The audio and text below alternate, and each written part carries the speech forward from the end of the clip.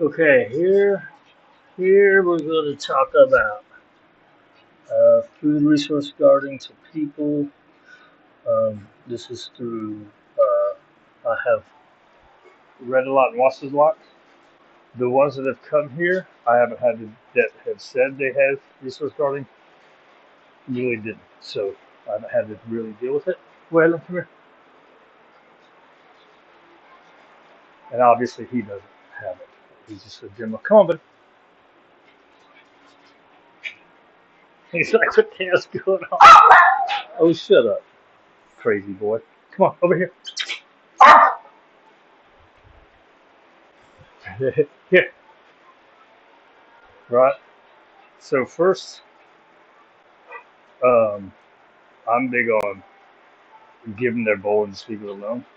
So say, let me use this one. We're gonna use a water bowl. No. Okay, so look, some people. So first you gotta go to hand feeding, right? And you want what's that big guy? What's that? You hold the bowl, right, and hand feed. Ideally, the dog looks at you before you do it, right? So ideally, you got the bowl. He looks at you. Good boy. And then you feed him, right? It's like give me my bowl. What are you doing? Um, so that's the first thing. Oh, I got my little things. So for the lady, because she's scared, you're gonna have the dude is gonna have the dog on the leash and hold, right? And it's gonna be taut but not tight. You don't want to be going like this. You want it to be just like that. So and you're gonna hold on to it. So if the dog's gonna lunge at her, it's gonna hit that leash and it's gonna self-correct, right? And it's gonna sit back down. And it sits back down nice and calm. Then the person, right? What's that? I'm gonna use these. So because he'll eat these, right? So the you have the bowl. You take the food. You cut it so you're scared to give the food straight to him. You're gonna throw it to the ground. Now, if he gets up from the sit to eat the food, it's okay. You're gonna throw just 4, 5, 6 pieces at a time, so you can get a bunch of reps. Right? There's that. Self-correct. Wait till the dog settles. Oh, so say she stand there and he lunged, right? And then, or even if he just gets up, stand there and then wait until he sits back down. He doesn't like to work inside, so he's going to sit down. If he's leaning forward still like this, you want to wait until he settles down. 1, 2, 3, then you can throw the next, right? So once he counts to three, it's a 3 second rule. He's going to lunge, settle back down, and calm his body and brain down, and then 1, 2, 3. That would be ideal too. And then you toss the food to him, and then you can work up to actually hand feed, right? The idea is you're taking the food from the bowl and bringing it, so that way you're breaking the source. Does that make sense? So it would be like this. Dog's looking at the bowl. Dog looks at you. Food. You can bring it back to your eye, or at least come over here and then toss it. So you're not going straight from here. You're going this way. Okay. There's that. That's the initial. Um, Everything I've seen people say you can go 60 days, and I've seen other people say you got to go 90 days. So it's 60 to 90 days of hand feeding both meals. You can't do dinner time and then they get the food at breakfast in a bowl. It has to be every meal has to come from one of the people. Um, bam, bam, bam. What does that say? Hold the bowl, food to the ground. Yeah, I already did that. Talks about the leash, right? Um, Another thing is changing where you're doing it, right? So like, don't do it where they're feeding, where the dog has practiced being a butthole. Go to a whole nother room. Um, so you're gonna do that for 2 to 3 months, right? As well as that's a good time to reestablish all your obedience stuff too. Use that food. Hey, sit. Good, right? Break. Down. Good. And toss the food to them. Use the food as reinforcement for that. So you're making the dog work for you to get the stuff. Um, Way down the road, when you get to, so this is his regular food, and then I also do partial raw. So I have raw meat right here. It's got to be higher value than the food. So eventually you go back to the food, and here's the other thing. Yeah, I knew this was gonna freak him out. He's like, "What are you doing?"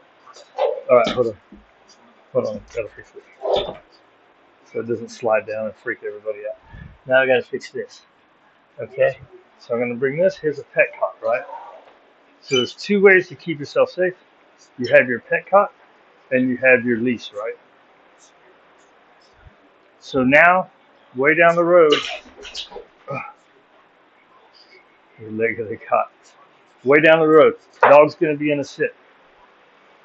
Here's the other. So some people they'll push it and they take this and then they bring it up, right? You set that there. Hey, this is fine. So he's weird about it. So we're gonna do this. So anyways, just pretend he's still sitting there. This is so you're one person, right? So that way, what's going to happen is you're going to put your foot right here. So the dog's growling, and when you get close to put the bowl down, if he goes to lunge, he's going to hit this. You got one foot here, right? And you're holding it's whatever you have. It could be a lid to a big plastic lid to a storage container. You just put your foot there. So what happens is the dog goes and hits this. It creates a little bit of a bubble. So instead of actually getting at your leg, it's getting this. It's still the practice, which doesn't like, but it kind of corrects him, right? His muzzle hits this, and he can't do any kind of biting or nipping. The idea is they stop lunging. So there's the leash part, there's this part, all right? And then here's where, if and when you get back to putting the bowl down, come here, Waylon. Let's go in that spot, right? You're gonna have the dog sit. You're going to go to put the bowl down. If he picks his butt up, you're going to pick it up. This is another one that you might have to have. If the lady's doing it, the dude might have to hold the leash because he might want to come. All right? So you got to put it down. Then you slide it to him. Okay. Right? And then a lot of people will throw this higher value. If you throw one, well, I mean, he doesn't have it, but a lot of people say to throw the higher value food into the treat or into the bowl, right? So you're walking up. You would be walking up. You throw the higher value into the bowl.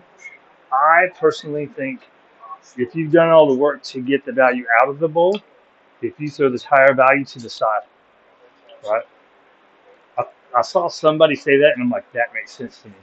Like, and plus it's hard if the dog's head is in the bowl. It's hard to kind of get it on there, anyway. So you're throwing your special stuff right here. So say you're walking up, and this is where the cot comes in. Say you're walking up. If he starts growling, you just stop, right? You have to pretend that he's growling. You stop where you're at. When he goes back to the food, now you can boom, boom, boom, right? And so say the other person would be back there holding the leash. So if he tries to come forward, it would be the same thing, right? He would hit the leash, or you have the thing. But that's where the 3 second rule comes into play again. So he's eating his food. He growls. He stops growling. 1, 2, 3. Bam, you can throw the food. Now, part of this is you're going to have to pretend he's looking at me because that dog with resource guarding isn't going to be eating this food right now. He's going to be looking at me like, hey, what the hell's going on? Right? So that dog's all stiff. So you just wait. The dog shuts up. 1, 2, 3. Throw the food on the ground. Then you can back out. Right? So you make sure. Right? And then some people do this too. They'll come way back. And then they'll throw the food to there. And then they walk up while they're eating the food. I've taken from more people that you want to go just until they start doing something. So say he starts growling, you don't want to then go forward and make him. Some people, some trainers do that. They make them kind of lunge so they do get corrected. Depends on how you want to look at it. So say he starts growling, you stop, stand there. When he stops growling and say he's leaning this way, he's going to settle back eventually, and that's when you go 1, 2, 3, and throw the food down. So watch out, dude. That's not yours. Right? Does that make sense? Then you can do the whole thing where the person has, you can do the whole teach and out, right? So that way you would say out and leash pull him back, right? And make him go away from the bowl, and then you pick the bowl up. I don't know that you guys would need to do that. Just give him, when he's done with his food, you just give him the food. Or when he's sitting there, just give him the food and leave him alone, right? I think a lot of trainers do that because trying to get reps, right? So we're trying to get reps. You guys, if you're doing 2 meals a day like this, you're not gonna have to do this. Right? So it would be like you would say out and just at least pull them back, and then that way you can safely pick the bowl up.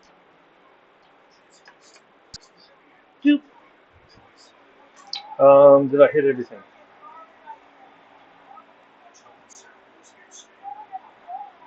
Everything that I thought of. Right? So the people like to use a tie back, right? So that way the dog, but that would be your second person. Um, hey, you're not supposed to be in your brother's bowl. Here it is. Beef. You were actually pretty good. Yeah. Freebies. Freebies for all. Right? I think that's everything. That's everything I wrote up here.